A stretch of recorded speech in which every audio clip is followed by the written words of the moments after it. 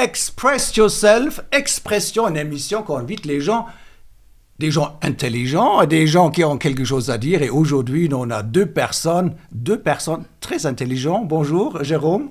Bonjour Yannès. Jérôme Préquel et Rémi Moret. Salut Yannès. Bienvenue sur ce plateau d'Expression. Et je sais, il y a un lien entre vous. Toi, tu es déjà venu souvent sur ce plateau. Tu peux dire quelques mots de Jérôme? Moi, Jérôme, c'est vrai, je l'ai rencontré à une association qu'on appelle l'association Morija, qui travaille beaucoup en Afrique, avec lesquels on est en partenariat avec notre association. Surtout le Burkina? Le Burkina, oui. Moi, j'ai fait des années, 30 ans d'Afrique. Donc, voilà, on a découvert Morija dès l'origine. Et puis, on a suivi l'histoire de Morija. Et puis, maintenant, elle est bien entourée avec des gens comme Jérôme. Et tu aimes bien l'Afrique ou tu dis pas trop souvent, si je vais 2 fois par année, ça me va très bien. Si, Ton cœur, il est au Burkina? Ouais, beaucoup. Ouais. Je fais beaucoup de photos. Ok. Et puis le pays est fantastique, c'est sûr. Ouais. Divers, hein? Tu peux avoir des petits lacs à Ouagadougou et tu peux avoir la verdure, des baobabs et tu peux avoir vraiment que du sable par des centaines d'hectares. Hein? Ouais, fantastique. Ok. Aujourd'hui, on est là pour un sujet qu'on a déjà fait une émission, Rémi, sur l'intelligence artificielle, IA, ou les Américains qui disent AI, Artificial Intelligence. Quand tu dis ça, tu crois vraiment que c'est des gens intelligents. Hein? Alors, on va faire un petit résumé pendant quelques minutes de notre première émission et après, avec Jérôme, on va avancer. Hein? On continue là où on a arrêté. Quelque part, tu as expliqué la dernière fois que finalement, c'est des milliards de petits éléments comme des atomes ou comme des molécules, mais cette fois, c'est de l'information qu'ils ont composée pour donner un ensemble. Tu peux réexpliquer? Tout à fait. En fait, on appelle ça des tokens. C'est-à-dire concernant, par exemple, des images, si tu as une image de ce genre-là, par exemple, que tu peux la fragmenter en petits morceaux. Chaque morceau a une importance pour pouvoir ensuite passer d'une sorte de moulinette d'intelligence artificielle, de réseaux neuronaux qui vont reconstituer une image en fonction de ce que tu as voulu. Mais il faut des millions d'images qui ont été déchiquetées en quelque sorte, comme passer à travers des centaines de chats pour dire ça c'est un chat, regarde. Voilà. Donc on doit vraiment forcer l'intelligence artificielle pour dire comprends enfin, c'est ça un chat. Absolument. Alors que le cerveau humain d'une petite fille, il suffit de 2 images pour qu'elle reconnaisse définitivement un chat, et puis elle utilise 20 watts d'énergie de son cerveau. Alors que pour un ordinateur, il faut des kilowatts et beaucoup d'énergie pour traiter toutes ces images. Jérôme, regarde cette image-là. Qu'est-ce que tu penses? On a des centaines d'ordinateurs, même des milliers. Il y a des parcs impressionnant des ordinateurs aux États-Unis, en Allemagne. Et finalement, tout est explosé, l'information, par des petits morceaux et recomposé par l'intelligence artificielle. Qu'est-ce que tu penses de cette image? C'est toute la partie invisible des systèmes qu'on utilise dans notre vie quotidienne. Je trouve qu'elle est vraiment parlante, elle est vraiment impressionnante, cette image, parce que c'est vrai qu'il y a toute cette masse de matériel et de data qui est là, qui flotte dans l'air. Impressionnant. C'est software, c'est du logiciel. Oui, alors les algorithmes d'intelligence artificielle, donc de réseaux neuronaux, c'est quelque chose de très complexe. Hein. J'ai vu un petit peu les analyses qui ont été faites. Les gens qui ont conçu ça existe depuis longtemps, mais comme ça travaille de manière statistique, il fallait beaucoup de données pour que ça marche. Pendant des années, ça n'a pas marché, il n'y a eu aucun investissement. Mais maintenant qu'on a Internet, qu'on a des milliards de données, on peut statistiquement produire des informations pertinente à partir de ces milliards de données. Mais notre cerveau, il travaille comme ça ou c'est beaucoup plus rapide, plus intelligent, plus divine? C'est tout à fait différent en fait. C'est vrai? J'ai des comparaisons entre le cerveau humain et l'intelligence artificielle. Nous, on est capable, par les synapses et par des réflexions, de très rapidement cerner un problème. On peut travailler aussi en parallèle. Ça n'a rien à voir avec l'intelligence artificielle. En fait, nous, on a une véritable intelligence, on peut s'adapter. Tu imagines, par exemple, tu es au bord de la route, tu as une voiture qui est intelligente, hein, et puis elle s'arrête quand il y a le panneau stop.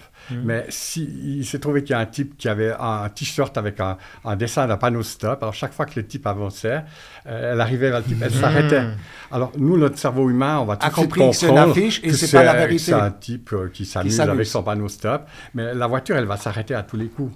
Donc elle n'est pas intelligente. Ça n'a rien à voir. Maintenant, vous connaissez ce monsieur? Oui. Il s'appelle comment, Jérôme? Luc Julia. Ouais.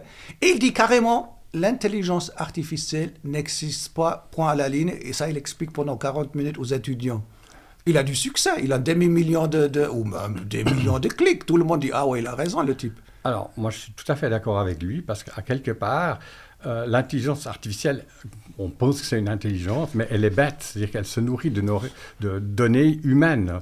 Elle peut se tromper, parce que bon, il y a beaucoup d'erreurs dans toutes les données qu'elle a pompées, qu'elle a essayé de digérer, de fractionner, qu'elle va ressortir dans une question que tu poses. Donc, elle n'est pas intelligente, ça c'est clair, c'est une sorte d'intelligence augmentée, je dirais pas. C'est pas artificiel, c'est augmenté. C'est des logiciels qui sont intelligents, que nous on a créés. Hein. Jérôme, tu es dans ce sujet, tu t'intéresses pour l'intelligence artificielle, je t'ai même sur ton site, il s'appelle comment ton site? Le Sarment. .org ou comment? C'est .com. C'est tu as une com, ok, ouais. .com. Ouais. Et de temps en temps, il y a un article, pas toujours signé, mais j'ai vu que tu parles de l'intelligence artificielle. Pourquoi ça t'intéresse? Comment tu es glissé dedans? Ben, on a déjà notre première punchline avec ce que vient de dire Rémi. L'intelligence artificielle est bête. Je trouve que c'est une bonne punchline. Moi, ça m'intéresse parce que je suis un observateur, comme toi, comme nous tous. Et j'essaye d'apporter des éléments de réflexion. C'est quelque chose qui me fait réagir. Tu montrais une image tout à l'heure avec ce visage au-dessus des ordinateurs. On a l'impression d'être dans un film d'anticipation. On a dépassé les scénarios de Hollywood, ouais. De Terminator. On est déjà rentré dans quelque chose qui effraie à la fois les chrétiens, mais aussi le monde. On a des titres de journaux qui nous montrent le diable, qui nous montrent des choses qui posent à minima de grosses questions. Alors, sur ton site et sur d'autres, j'ai reçu hier de notre ami Eric Sellerier de nouveau la publicité, mais l'information de Hallo Bible. Donc, lui, il mange l'intelligence avec des grandes cuillères. Il dit « Ah, pour nous les chrétiens, pour les pasteurs, on a enfin un outil pour faire quelque chose d'intelligent. Pour les prédications, tu poses une question, tout de suite, tu attends quelques secondes, pouf, la réponse. Alors, si tu cherches, normalement, ça te prend 2 heures. Voilà. Alors, tu penses quoi? Grand Alléluia, enfin! Je pense qu'il faut applaudir les développements techniques et technologiques parce que ouais. Ça fait partie de notre vie quotidienne. Maintenant, nous, les chrétiens, il faut qu'on ait un peu de recul, qu'on prenne un peu de hauteur. Est-ce que ces choses, elles amènent vraiment un progrès spirituel ou est-ce que c'est un progrès de la vie de tous les jours? Moi, je fais la différence entre un visionnaire et un prophète. Ah bon? Voilà. Ah, je pense que c'était là, c'est quand même, non? Attends. Ça se ressemble beaucoup. Ouais. Et dans l'Église, tu vas trouver des visionnaires ouais. qui parlent comme des prophètes. Par exemple, Eric Sellerier, lui, en créant cette application, bon, il est dans le mouvement, hein, ça sort de tout. On ne peut pas critiquer, on va l'utiliser. Mais complètement. Merci Eric pour Hallo Bible. Donc vous pouvez aller. Donc Eric c'est notre ami depuis 20 ans. On a démarré en 99, donc en 99, lui et nous de TV et tout ça. Bon, on se connaît. Donc mais maintenant visionnaire, prophète. Voilà. C'est visionnaire. Le visionnaire, pour lui, il essaye d'anticiper les choses.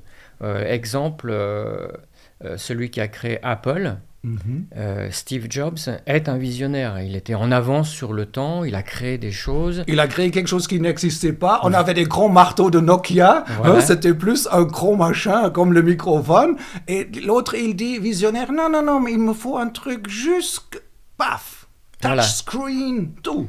Le visionnaire, ouais. Il est en avance sur son temps, la société en a besoin, l'économie en a besoin, etc. L'Église a pas besoin de visionnaire, à mon avis, elle a besoin de prophète. Alors, c'est quoi un prophète? Un prophète, c'est quelqu'un... Pour moi, c'est un visionnaire. C'est pas quelqu'un qui est forcément préoccupé par l'avenir, c'est pas quelqu'un qui emmène le peuple de Dieu dans les choses nouvelles, il amène le peuple de Dieu dans les choses anciennes. Il ramène les gens toujours à l'origine. On n'a pas besoin de choses nouvelles, on a besoin de la parole de Dieu, on a besoin de la communion, on a besoin de la prière, on a besoin de vieux machins. Mais Jérôme, tu veux nous pas ramener à Adam et Ève et à Noé avec l'arche de Noé? Tu veux nous pas ramener 5, 6 000, 10 000 en arrière? Attends, nous en toi. Oui, en avant. C'est la tendance, il faut aller vite, il faut aller en avant.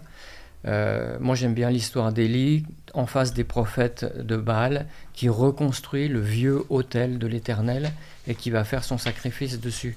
Je pense que les visionnaires sont des gens qui ont besoin d'être dans l'air du temps et de nous amener dans les choses nouvelles. Par exemple, juste je finis là-dessus, si demain, les smartphones, c'est fantastique. On a même la Bible dessus.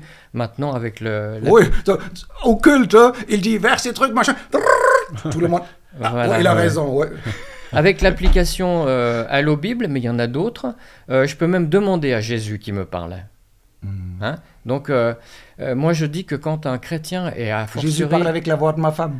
Et a fortiori, un serviteur de Dieu a besoin qu'un Jésus mécanique lui donne des réponses spirituelles, je dis qu'on a franchi une étape morale et éthique importante. Alors, il semblerait qu'on a le visionnaire en face et le prophète ici. Maintenant, regardez, ces jours, Tom Hanks, vous connaissez Tom Hanks, hein, des films américains, il est super, ses films sont propres, super. Il se fait blouser par une publicité pour une assurance qu'on utilise son image, sa voix, et on fait un petit spot de publicité, et Tom Hanks réagit tout de suite. « Allô, c'est pas moi, c'est pas moi. On m'a utilisé. » Et c'est que le début. Qu'est-ce que tu penses? C'est bien plus grave que ça. On en parlait dans la voiture. Rémi peut expliquer dans le détail ce que ça représente, le potentiel, mais le parti républicain américain utilise déjà depuis les dernières élections des fake news, fake vidéos qui font parler le candidat adverse démocrate et qui le montrent dans des situations qui ne sont pas des situations forcément graves ou extrêmes. Biden qui tombe de l'avion, ils ne savent pas utiliser les escaliers pour descendre. Il y en a Air plein. Force One, on ne sait pas s'il est vraiment tombé ou si c'est un stuntman qui est tombé et c'est une fake news. Ouais. On n'a plus de vérité en fait.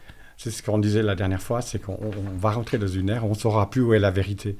Parce qu'en fait, tu peux plaquer le visage de quelqu'un maintenant sur des vidéos, sur n'importe quelle vidéo, et tu peux lui faire des choses qu'il n'a jamais faites de sa vie. Et ça c'est très, très inquiétant.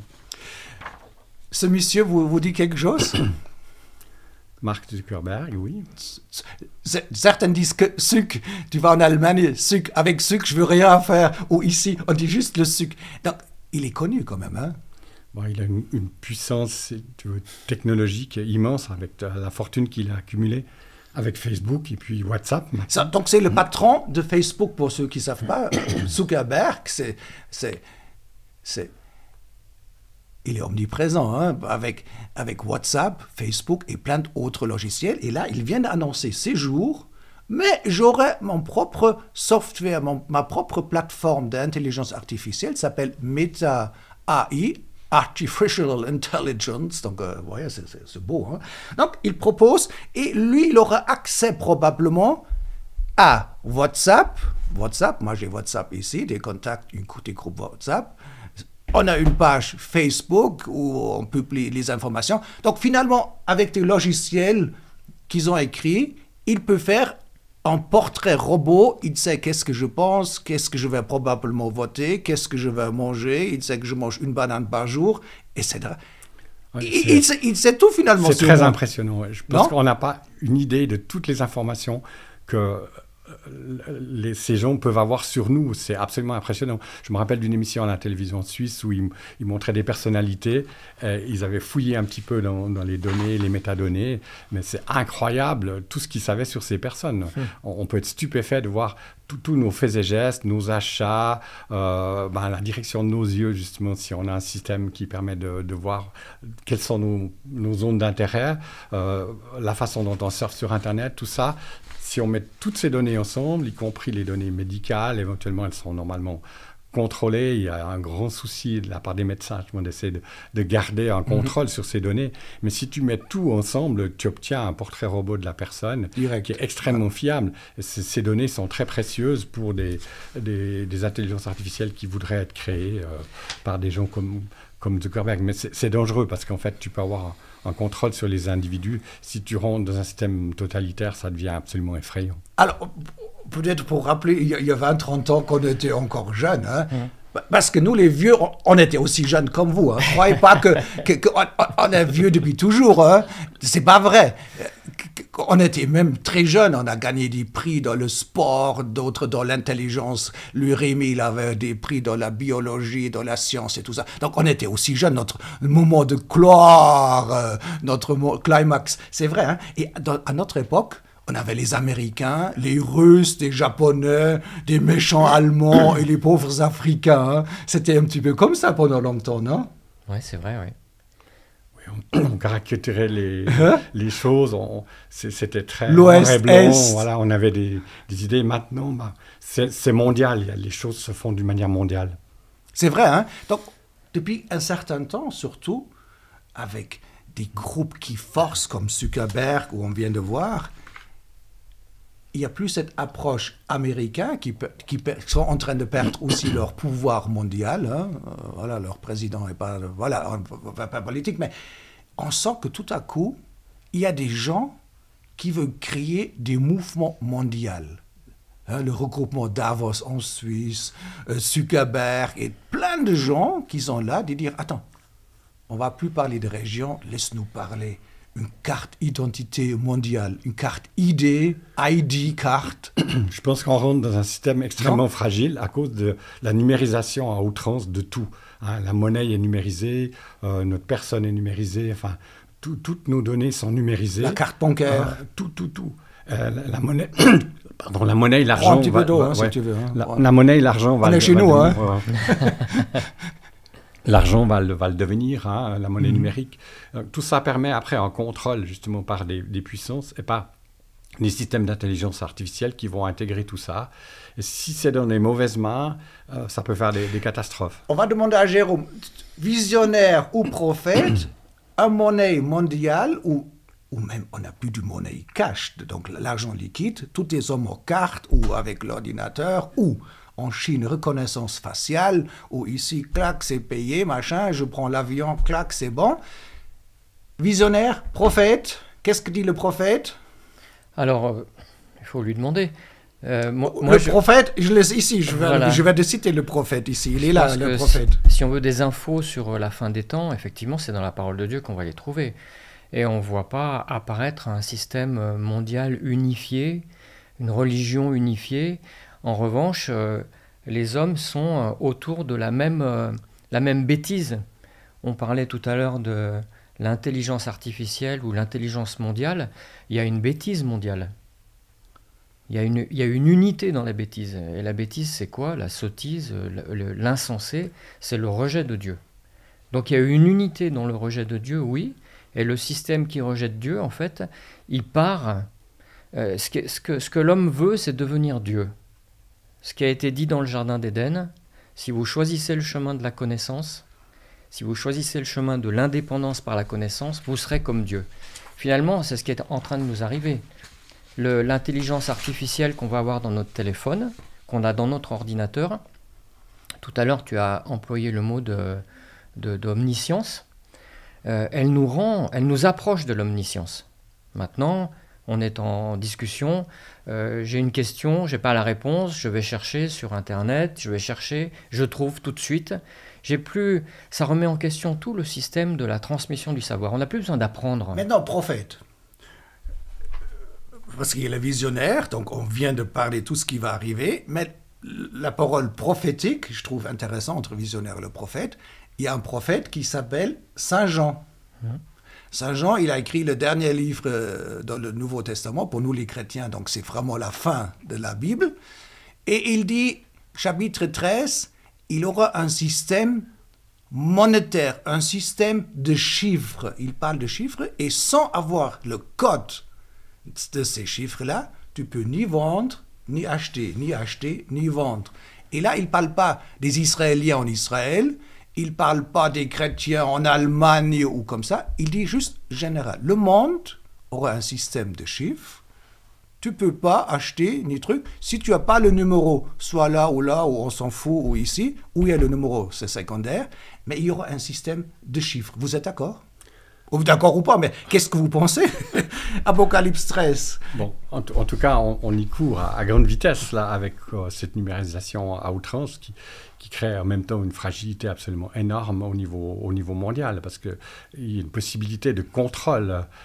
C'est clair que l'antéchrist, c'est cette puissance de contrôle. Du grand mot, c'est quoi l'antéchrist? Alors ça, bon, dont tu as parlé dans la et c'est quoi ça? Ça se mange? Non, c'est une sorte de puissance de contrôle mondial. Alors on aimerait peut-être y mettre un nom. Peut-être ça sera, en tout cas, fortement aidé par l'intelligence artificielle, par un regroupement de toutes ces données qui aurait un certain pouvoir sur les hommes.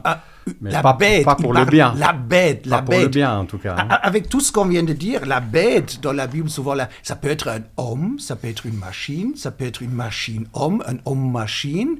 Qu'est-ce que c'est? La bête. Donc, on va adorer la bête parce que la bête est omniprésent 24 heures sur 24. Il parle toutes les langues. On a le truc. Il parle tous les accents. Il peut s'adapter comme Tom Hanks. Il peut dire aujourd'hui je suis Tom Hanks, demain je suis Johannes et demain je suis Karambiri. Il peut jouer Mohamed. Il peut faire toutes les religions avec la bête. En tout cas, il peut singer. Qu'est-ce que vous pensez? Qu'est-ce que tu penses, Jérôme? Moi, j'ai farfouillé un petit peu sur Internet dans les différentes... maintenant, il y a beaucoup d'applications qui sortent. C'est vrai que je me suis amusé à parler avec Jésus, avec Mohamed, avec Satan, avec l'Antichrist. Oui, j'ai fait, oui. Tu as parlé avec les diables? On peut poser des questions. Qu'est-ce qu'il dit? Il dit des choses... Je te déteste. Il a dit ça ou il dit non, mais tu es un bon type. Qu'est-ce qu'il a dit? Il dit les choses qu'on lui dit de dire. Tout simplement. Il est programmé, il est paramétré. Et il donne les biscuits aux gens qui viennent les chercher, on est dans ce système-là, en fait. C'est vrai que dans l'Apocalypse, il y a ce verset qui dit que la bête, il lui est donné le pouvoir de parler et de dire beaucoup de blasphèmes. Mais moi, je pense qu'il faut ramener tout. En fait, tu parlais de l'Antichrist. L'Antichrist, c'est avant tout une entité qui est contre Christ, qui est contre la foi. Donc ça peut être un système, c'est pas forcément le humain, ça peut être un système numérique, un monstre ordinateur intelligent, oui. Mais avant ça, tout ce qui va me couper de la communion avec Dieu, tout ce qui va m'éloigner de la foi, tout ce qui va manger mon temps et mon énergie est antichrist. Ah, ok. Ça veut dire que le système addictif qu'il y a dans nos smartphones... addictif. On est vraiment ici comme un drogué. Hein. On est complètement... on est drogué, là. Si tu analyses ta journée, enfin, si tu regardes les chiffres jeunes, de la présence sur écran... À la plage, le couple homme-femme, chacun son truc, machin. À la plage, au lieu de voir le lac ou la mer, chacun son... Non, mais... Oui. Donc, on peut pas dire que c'est antichrist dans le sens diabolique, etc., et toute la terminologie un peu mythique qui est autour de ça. De noir, c'est pas la noirceur. Ouais. Ce qui te coupe de Dieu, c'est antichrist. Ce qui empêche la connaissance de Christ, ce qui bloque la connaissance et la diffusion de l'Évangile, c'est antichrist par nature. Il y a un verset dans le prophète Daniel, comme tu as dit, le visionnaire et le prophète. Daniel, il a des super prophéties. Et pour moi, Daniel, c'est le super-héros de la Bible. J'aime beaucoup le Daniel parce qu'il était homme d'État, très, très, très intelligent. Il a ramené des prophéties. Et à un moment à l'autre, il reçoit cette phrase. Il note, Daniel 12, vers la fin, la connaissance augmentera. Il parle de l'intelligence artificielle ou il parle de quelle connaissance? Il faut distinguer... La connaissance augmentera. La Bible oppose la connaissance. Daniel 12, l'arbre de la connaissance du bien et du mal, c'était quelque chose qu'il ne fallait pas toucher. Et puis la connaissance de Dieu. Il faudrait savoir si dans ce verset, on parle de la connaissance des connaissances. On parle que des prophéties sont tellement compliquées que même Daniel, hyper intelligent, dit « J'ai rien compris ». Il dit « Excuse, vraiment, qu'est-ce que tu voulais me dire ?» Il dit « Faites pas de soucis. Vers la fin des temps, des gens vont comprendre qu'est-ce que tu viens d'écrire. Ça veut dire l'intelligence, la connaissance de mes textes vont comprendre. Les gens vont dire « Ah oui, c'est logique. Aujourd'hui, on comprend. Daniel ne pouvait pas comprendre. Il n'avait pas d'ordinateur. Il n'y avait pas un système, une carte mondiale. Daniel n'avait pas de téléphone. » Donc, quelque part, aujourd'hui, on va comprendre les textes plus facilement. Il y a une intelligence qui augmente. Je pense qu'il y a aussi le risque d'entrer dans une sorte d'idolâtrie en fait, de cette connaissance. Et puis, toutes les images qu'on crée, tout ce qu'on essaie de créer par l'intelligence artificielle, il y a une sorte d'illusion en fait, de connaissance et d'adoration de l'homme et de la connaissance qui fait qu'on rentre dans ce texte d'Exode, voilà, tu ne te feras pas d'image taillée. Hein. Donc, cette idée de l'image, de la connaissance, de passer notre temps devant des écrans, comme tu le disais. Moi, je suis effaré de voir le temps que je peux passer déjà devant les écrans, un peu par obligation pour travailler. Mais des fois, je me dis, stop, je vais aller voir la nature, je vais aller faire des photos dehors, ça suffit. Je veux rentrer en communion avec Dieu directement. C'est tellement plus précieux que de passer du temps à regarder des images sur un écran. J'ai une question. On sait que chez nous, chez les chrétiens, on a ceux de gauche, ceux du milieu, ceux de droite. On a aussi toutes les couleurs, hein, comme dans la société, chez nous les chrétiens. On est d'accord. Hein? Et on a des gens, je ne veux pas dire gauche ou droite, mais qui sont des créationnistes, qui disent Dieu a fait la terre dans tas de journées, la création s'est passée ainsi, etc. C'est beau, c'est magnifique. Maintenant, si on demande l'ordinateur, l'intelligence artificielle, qu'est-ce qu'il va répondre? Il va dire Dieu existe, l'humanité, elle existe depuis 10 000 ans. Qu'est-ce que l'intelligence artificielle, elle dit la vérité. Bon, tu vois, elle dit la vérité. C'est une intelligence spécialisée sur la Bible, comme l'a fait Éric Sellerier, on peut presque rejoindre ce verset. S'ils se taisent, les pierres elles-mêmes parleront, parce que c'est du silicium, les circuits intégrés. Alors, voilà, c'est un raccourci un peu. Mais si à Qatar, un musulman, il pose les mêmes questions. Alors, le problème, c'est comme tu disais, tu peux avoir beaucoup d'intelligence artificielle, c'est des outils de travail, c'est comme des caisses à outils. Alors, chacun est en train de faire sa caisse à outils en faveur de ses idées. Il y a un risque, c'est clair, mais bon, je pense que concernant la parole, si tu... Jésus est le Fils de Dieu, l'intelligence, elle va répondre quoi, musulman à Qatar? Alors, si elle était nourrie par des textes du Coran, elle ne va pas dire oui, elle va plutôt dire non.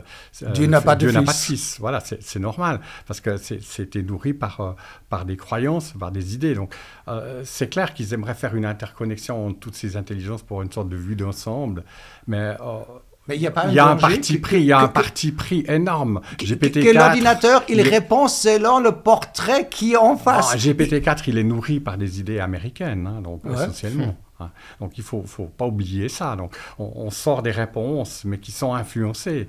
Ceux qui ont essayé de faire une intelligence de dialogue, parce que c'est spécial, par exemple, ils sont basés sur Twitter, ils ont dû arrêter très vite, parce qu'après quelques heures de travail, comme il y a sur Twitter, si vous commencez à discuter avec les gens, à la fin, on finit par s'insulter. Donc l'intelligence artificielle commençait à insulter aussi, parce qu'elle est nourrie par ces insultes. Donc, c'est pas une intelligence, elle est nourrie par des informations qui sont humaines et qui sont limitées et qui sont souvent pas du tout spirituelles. Mais toi, prophète, tu dis il y a des visionnaires et des prophètes, l'intelligence artificielle, il y a une vérité absolue. Non, la vérité absolue n'existe pas, je veux dire, comme chez les hommes. Chez les hommes. Alors la question qui tue, comme les machines vont apprendre, les ordinateurs, l'intelligence artificielle, il va se convertir au christianisme. Le système va se convertir au christianisme parce que l'ordinateur a tellement cherché la vérité, il dit, ce livre, c'est la vérité. Il va le dire s'il cherche la vérité. Il va dire ce qu'on lui a dit de dire. Je veux dire, c'est mais Jésus par a des dit hommes. Je suis la vérité. Oui. Il répète l'ordinateur. Si tu fais une intelligence artificielle spéciale sur la Bible, évidemment, elle va te citer simplement des passages bibliques. C'est un outil de travail comme une concordance qu'on aurait sur papier, mais elle est électronique. Mais alors... Moi, j'aime pas trop le concept Jésus dit, parce que là, ça tient pas la route. C'est une machine qui répond, donc c'est hors d'une inspiration par l'Esprit de Dieu. Et je suis tout à fait d'accord avec toi, ça pose vraiment une question fondamentale. Mais le reste, c'est juste un outil de travail. Simplement, au lieu de prendre du temps d'étudier ta Bible ou d'ouvrir ta Bible papier, voilà, tu vas gagner du temps en posant une question, ce qui n'est pas forcément une bonne chose. Jacob, il avait combien de fils? On doit faire, mais on doit aussi faire travailler notre mémoire, et on ne sait plus chercher dans des références, on ne sait plus chercher dans un dictionnaire parce que c'est démodé, on perd du temps, mais on perd aussi certaines facultés de cette façon-là, pas seulement pour les recherches bibliques, mais dans tous les domaines. Avec les GPS, par exemple, les chauffeurs de taxi, ils ont perdu le développement d'une partie de leur cerveau, l'intuition pour choisir les bonnes routes, c'est-à-dire les connaissances de la ville, parce qu'ils utilisent aussi les GPS. Les GPS, quelque part, ils n'ont pas reçu les dernières updates. Ils ne savent pas que la nouvelle route est ouverte parce que tu as une version qui date de 2 ans. Et quelque part, il te fait tourner parce qu'il n'a pas un update. Mais les ordinateurs, je veux dire, c'est très éloigné du cerveau humain, de l'intelligence. Et Dieu veut parler à notre intelligence par son esprit. Et il ne va jamais parler à une machine par l'esprit de Dieu. C'est juste un outil de travail. Donc, je pense on délire quand on parle de ces choses-là. Maintenant, on parle aux ordinateurs, ils ont des microphones, ils ont des caméras. On devient un petit peu comme Dieu. Au début, il dit, et Dieu a dit que. Hein? Et les choses sont venues comme il a dit. Donc la parole, le logos est omniprésent. Logos, on revient finalement, on parle et il y a quelque chose on en avait parlé dans la dernière émission. C'est vrai que c'est fascinant de pouvoir créer une image comme ça, simplement par la parole. Tu dis, j'aimerais un cerf dans les bois, j'aimerais qu'il me regarde, qu'il soit de face, etc. Tu peux moduler des images, mais ça n'a rien, à voir avec la parole de Dieu. Hein, je veux dire, la parole créatrice de Dieu. C'est toi le créateur de cette image? Oui, bien sûr. Ouais. Comment tu as fait? Explique-moi. Alors j'ai dit, j'aimerais un cerf qui me regarde à l'orée de la forêt, etc. Avec un bel éclairage français, arrière. Tu as parlé? Alors non, en général, c'est mieux de le dire en anglais parce que les logiciels sont plus fins, plus précis. Mais tu as parlé. C'était pas avec un clavier que tu as tapé. Tu as tapé. Par exemple, là, j'ai fait ces images de personnes. Voilà, tu peux dire, j'aimerais... Donc, tu parles. Un vieillard qui a un air sombre. Mais je le tape, en général. Mais je peux le parler aussi, mais on peut le taper, ce qu'on appelle des prompts.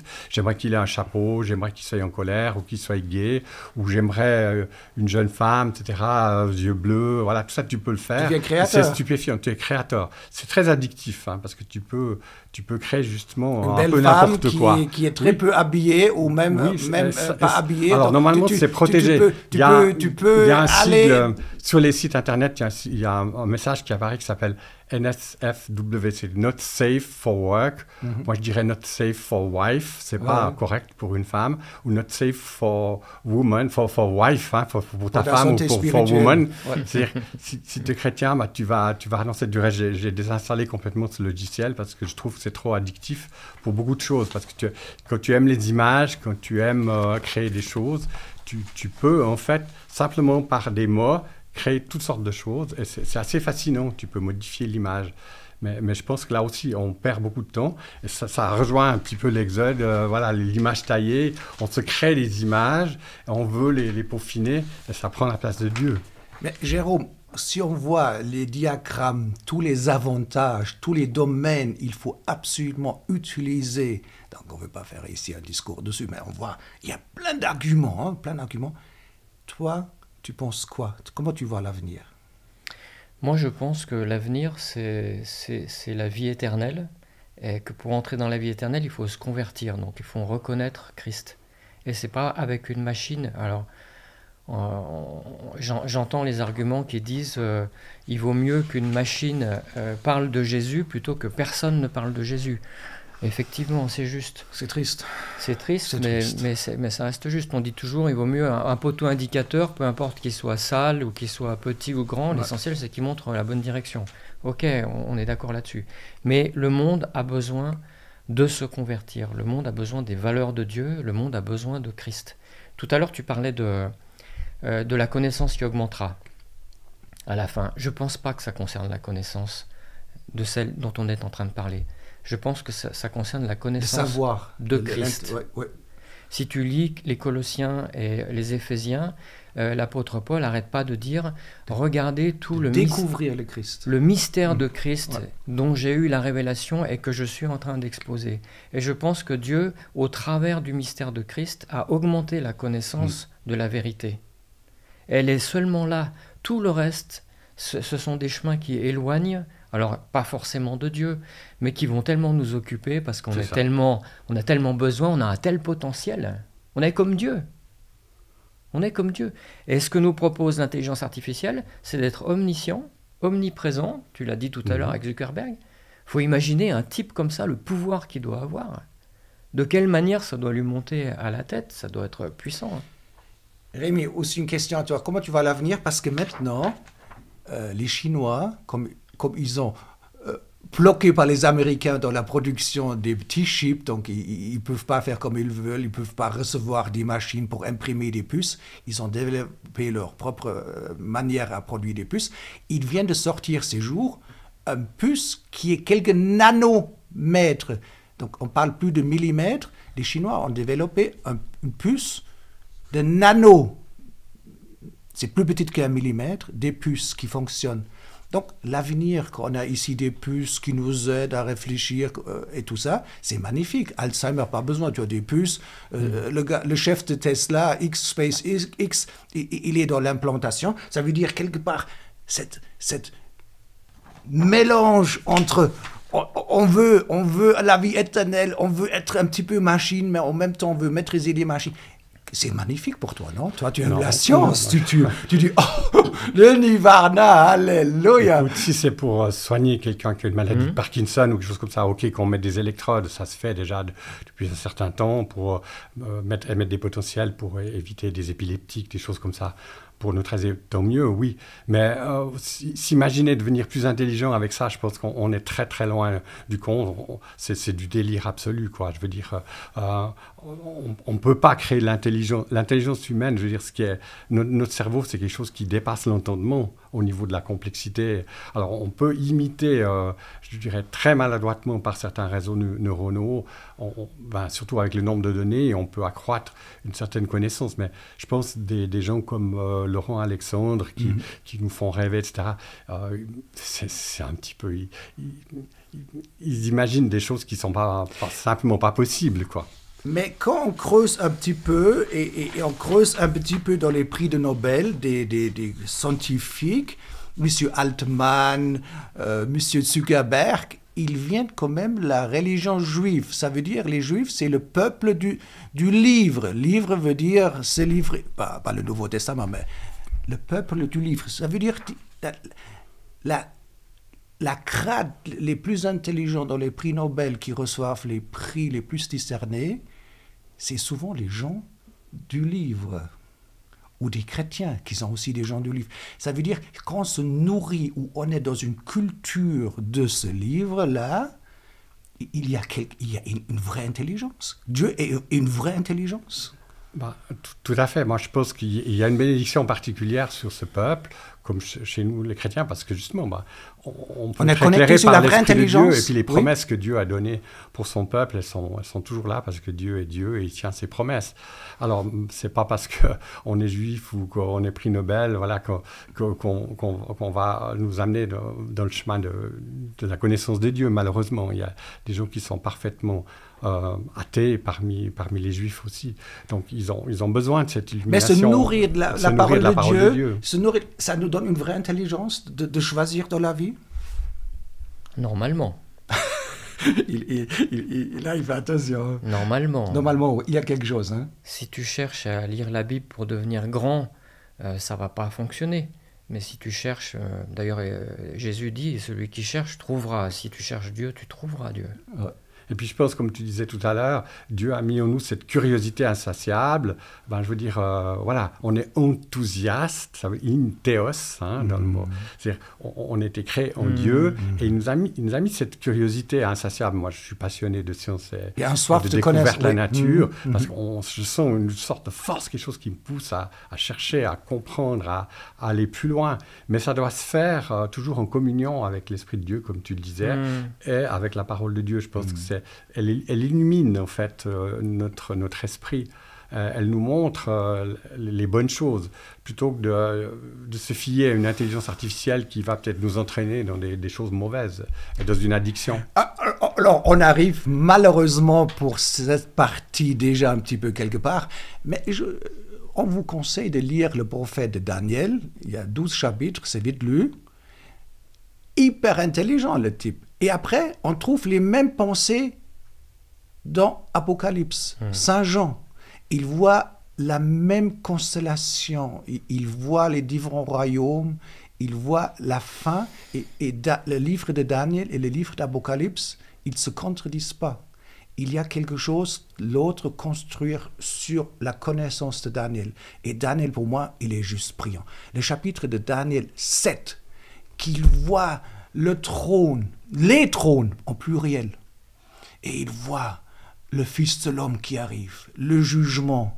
Et la fin de ce monde, il le prédit bien avant. Donc, c'est vrai, on conseille de lire Daniel et Apocalypse. C'est aussi c'est pour nos jours de lire ces deux livres. Apocalypse, ça reste quand même un livre très compliqué. On est en train de faire une étude on là, est quand même qui a été produite par Jacques Daniel Rocha là, sur son livre. Il a écrit un très bon livre. Dans nos cellules, on étudie justement l'Apocalypse. Il y a 24 émissions que Jacques Daniel a faites sur le sujet, très intéressantes. Et ça nous montre en fait la complexité de ce qui est en train de se passer. Alors dire que c'est maintenant qu'on va le vivre, moi je reste prudent. Parce que à chaque génération, on a dit ça déjà avec Hitler. On était sûr que le Christ revient quand c'était catastrophique, l'Europe a brûlé. Et on a dit maintenant le Christ il va revenir. Pire, ça peut pas être. Oui, c'est vrai. Oui. Le XXe siècle a été le siècle le plus meurtrier de toute l'histoire de l'humanité. l'humanité. Deuxième guerre mondiale, on dit non, mais le Christ va revenir. C'est la fin de l'Église. Et on a continué. Maintenant, on le dit aussi. Je pense que le XXIe siècle, c'est un siècle qui s'attaque plus à l'esprit. Tu citais la Bible. Je pense que dans une émission chrétienne, on peut le dire. Oui, on est là pour ça. Jésus a dit « Je suis le chemin, la vérité et la vie ». Je pense qu'à l'heure de l'intelligence artificielle, à l'heure où on est tellement hyper sollicité, à la fois par tout un tas de trucs qui excitent notre curiosité, mais aussi par une somme de distractions incroyables, c'est le moment de revenir à la parole de Dieu, c'est le moment de revenir à Christ. S'il a dit « Je suis le chemin, la vérité et la vie », ou bien il est un petit peu fou, ou bien il est vrai. Il n'y a pas deux alternatives, il n'y en a qu'une. Donc moi j'encourage tout le monde, plutôt à ce moment, maintenant, plutôt que de partir dans la connaissance, on l'utilise. Je l'utilise, j'ai un smartphone, j'utilise toutes ces choses. Mais attention. Ok, tout à fait d'accord. Là on a le visionnaire et le prophète. Moi je veux vous dire juste, cherchez la vérité. Celui qui cherche va trouver. Vous cherchez la vérité, même avec vos logiciels, avec Hello Bible, avec tous l'intelligence artificielle. Cherchez la vérité. Vous cherchez la Nouvelle Jérusalem. Vous demandez c'est quoi la suite? C'est quoi quand je quitte cette terre? C'est quoi qui va m'arriver? Je serai avec Dieu pour toute l'éternité. Vous cherchez l'éternité déjà sur terre. Et quand vous avez trouvé l'éternité dans votre cœur, bingo! Quand vous quittez cette terre, on a déjà l'éternité en nous, hein? Amen. Tu as l'éternité en toi? On sent bien qu'il y a une dimension qui est tout à fait en dehors de cette question matérielle, hein. qui est spirituelle. Moi, je t'avais raconté une fois, j'avais vécu une expérience quand j'étais jeune, de cette plénitude de Dieu, de cette joie incroyable, de cette présence de Dieu qui me condamnait absolument pas, qui me prenait tel que j'étais, de cet amour qui dépasse toute intelligence. Et c'est ça qui m'a bouleversé. C'est pas les connaissances scientifiques ou l'intelligence artificielle ou tout le temps qu'on peut perdre, effectivement. Je pense qu'il vaudrait mieux perdre son temps dans la communion avec Dieu, dans la prière, que de perdre son temps derrière un écran ou sur Internet, à quelque part. Mais bon, je pense qu'un équilibre entre ces choses-là, comme tu dis, il faut trouver un équilibre. Et c'est pas facile actuellement pour les chrétiens, je pense surtout aux jeunes chrétiens. On est constamment sollicité par notre smartphone. Moi, j'essaie de le garder dans ma poche ou de le débrancher. Parce que c'est un problème. On est addicted. C'est un problème. On est vraiment addicted. Alors, si vous êtes addicted à ce machin-là, prenez le temps. Peut-être vous apprenez de prendre une version papier, texte. Et là, vous pouvez souligner, arrachez pas les pages, mais vous pouvez faire tout ce que vous voulez avec ça. Vous voyez, du bon papier, c'est pas gênant. Et laissez un petit peu les machines tranquilles. Hein. Laissez-les un petit peu tranquilles. Mettez-vous de temps en temps à genoux. Ça, c'est aussi un geste, on a oublié. Ou debout. Et vous priez debout. Ou peut-être même les mains vers le haut et même les yeux fermés. Mais cherchez Dieu. Et une fois que vous avez trouvé l'éternité de votre cœur, vous êtes bien pour l'éternité. Hein? Au revoir et shalom.